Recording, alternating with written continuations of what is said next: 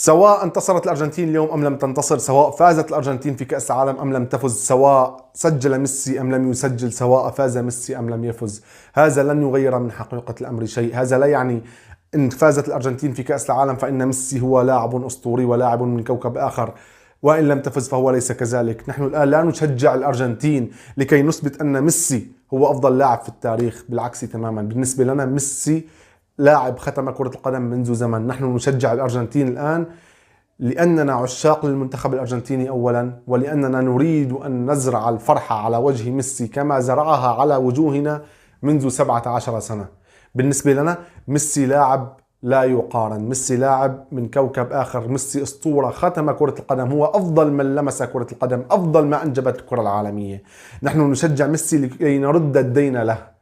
نحن لا نشجع ميسي لكي نثبت أن ميسي أفضل لاعب في التاريخ، هو كذلك شئنا أم أبينا.